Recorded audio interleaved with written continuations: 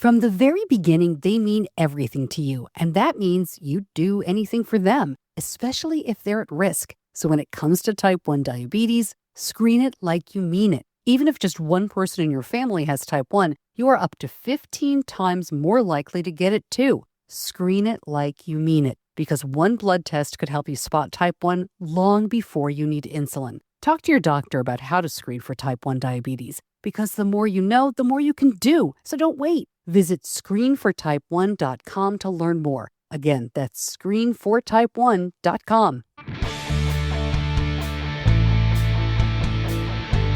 Hello and welcome to Diabetes Connections. I'm your host, Stacey Simms. Always so glad to have you here. You know we aim to educate and inspire about diabetes with a focus on people who use insulin. And this is one of our In the News episodes where we're bringing you the top diabetes stories and headlines happening now. A reminder, you can find the sources and links and a transcript for every story mentioned here. Just go to the show notes wherever you are listening to this episode. It should be available in just about every podcast platform, but if not, every episode has its own homepage over at our website, diabetes-connections.com. My voice is a little rough today. I am just back from Mom's Night Out DC. I'll be honest, I am exhausted, but it is the best kind of tired. We had an incredible time and we got out of there just before the snow started, so we did time it well. But I was so happy to meet everybody. Hello to anybody joining us from that event. And I really hope you can join us in Nashville.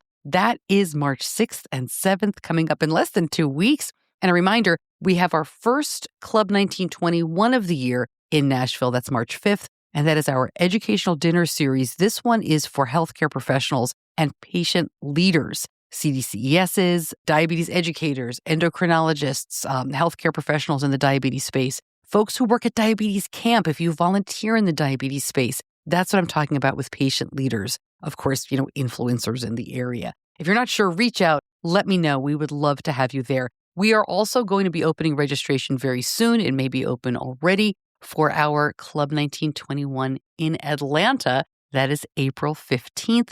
We have 6 of these in the first half of the year. Club 1921 is free. And all of the information is over at diabetes-connections.com. Just click on the events tab. Okay, our top story this week, quite a few stories looking at a functional cure for type 1. An immune system reset eliminated type 1 in mice in a study conducted at Stanford Medicine without immune suppressant medications. Now, this was a combined transplant of blood stem cells and pancreatic islet cells from a donor whose immune profile did not match the recipient. The dual transplant approach both restored insulin production and retrained the immune system.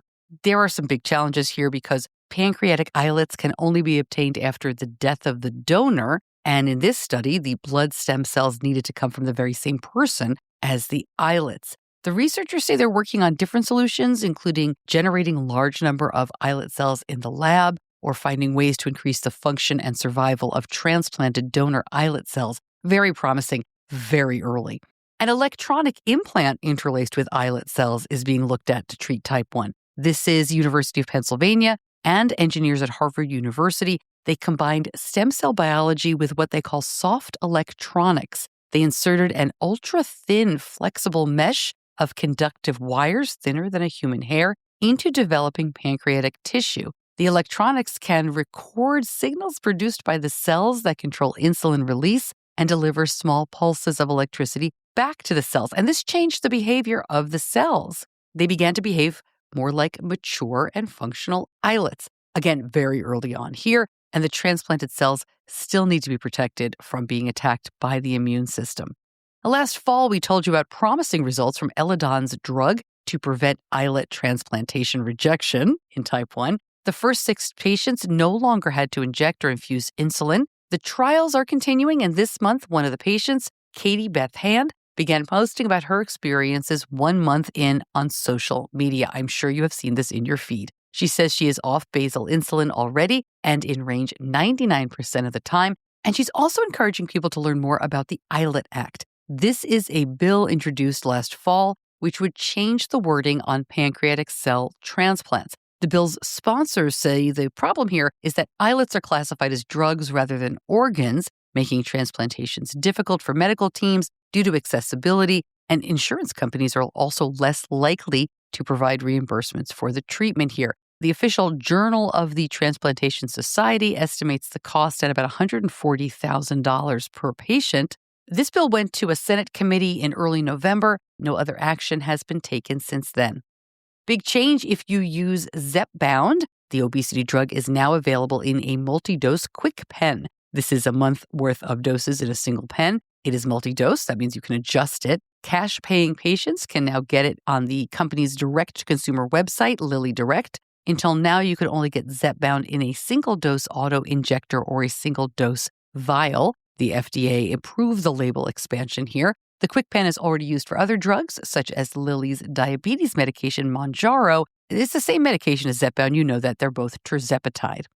For years, researchers have observed that people who live at high elevations tend to develop diabetes less often than those at sea level. They didn't really know why, though. Now they think that in low-oxygen environments, red blood cells begin absorbing large amounts of glucose from the bloodstream, and this seems to stay in effect for weeks or months after you return to normal oxygen levels. These researchers have gone as far to develop a drug. They call it hypoxystat, and it mimics low oxygen exposure. In mouse models of diabetes, the medication completely reversed high blood sugar and outperformed existing treatments.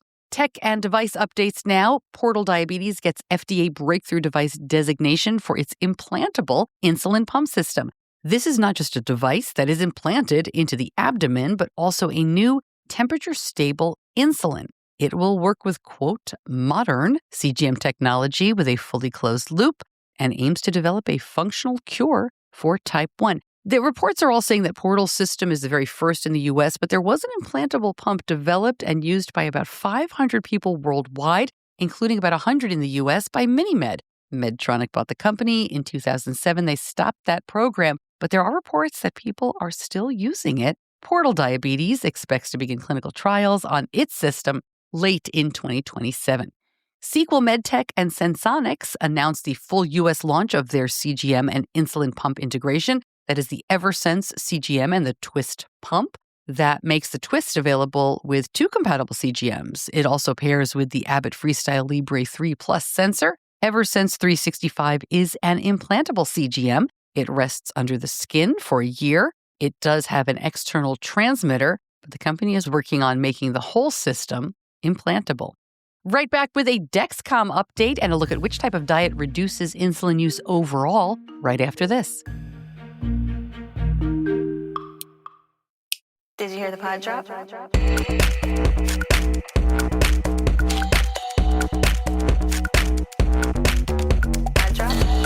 Did you know all the sounds used to make that song come from a site change with the Omnipod 5 automated insulin delivery system? Pretty cool, huh? With Omnipod 5, pump site changes are simple. The pod lasts up to 3 days, 72 hours, and to change it, you just fill up the pod with insulin, place it on your body, tap a few buttons in the Omnipod 5 app, and you're ready to go. There's no tubing to prime like with traditional insulin pumps, and it's virtually pain-free. So you never have to see or handle the insertion needle. Want to try Omnipod 5 for yourself? Request a free Omnipod 5 starter kit today by visiting omnipod.com/diabetesconnections. Terms and conditions apply. Eligibility may vary. Back to the news now. Dexcom is watching for expanded Medicare coverage of its CGM for people with type 2 who don't take insulin. CEO Jake Leach told investors last week the company's waiting for a coverage decision. In the meantime, the ADA updated its guidelines last year to recommend clinicians consider using CGM for type 2 when patients are taking glucose-lowering medications other than insulin. Medtronic's separation of MiniMed is not yet complete, but continues to move forward. The company has submitted their next pump, MiniMed Flex, to the FDA. This is a pump smaller than the 780G, but uses the same reservoirs and infusion sets. It will also work with both the Simplera Sync and Instinct sensors. Medtronic also began a U.S. pivotal study for Vivera, its third-generation algorithm for automated insulin delivery. It also remains set to submit the MiniMed Fit patch pump to the FDA by fall. A study modeling how genes may influence a child's body mass index over time finds that BMA at age 10 and overall growth rate between ages 1 and 18 might be very important factors. The two are more likely linked to diabetes, high cholesterol, and heart disease in later life. This was a UK study. A low-fat vegan diet without cutting calories or carbs may help people with type 1 significantly reduce how much insulin they need. In a new analysis published in BMC Nutrition, participants following the plant-based plan lowered their daily insulin use by 28%, while those on a portion-controlled diet saw no meaningful change. Cholesterol levels and kidney function also improved among those following the plant-based plan. Interesting little tidbit from these Winter Olympic Games that just concluded. The World Anti-Doping Agency was monitoring GLP drug use. The advisory group that makes recommendations about prohibited substances added semaglutide and tirzepatide to its monitoring program. And that means patterns of use of these drugs will be tracked both in and out of competition, and then they will make a recommendation. GLP drug use is not currently prohibited, but that could change before the next Olympic Games that summer in Los Angeles in 2028. And that is it for In the News. If you like what you heard, please share it. We always appreciate that. And we'll be back next week with a long format interview episode. What do you think of this change? Numbers are fantastic for the podcast. So if we're just going by downloads, everybody loves this. But let me know what you think. I really would like to hear from you. You can always reach out, Stacey at diabetes-connections.com. Thanks to my editor, John Buchanan from Audio Editing Solutions. And thank you so much for listening. I'm Stacey Simms. I'll see you back here soon. Until then, be kind to yourself.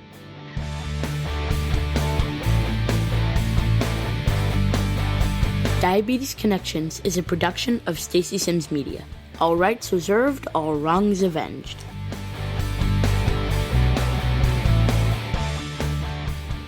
A very smart doctor told us ages ago, probably close to 19 years ago, when Benny was first diagnosed with diabetes, the person with the most data wins. Along with the most data, you need good data. And the Dexcom G7 CGM systems are the most accurate sensors on the market. And accuracy is what builds confidence. Benny can make decisions about food and activity in real time, and we can easily follow his numbers remotely. The Dexcom Clarity app shows glucose trends and even a projected A1C in as little as 2 weeks. This isn't just about seeing numbers. It's about understanding them and living better because of it. Find out more at Dexcom.com.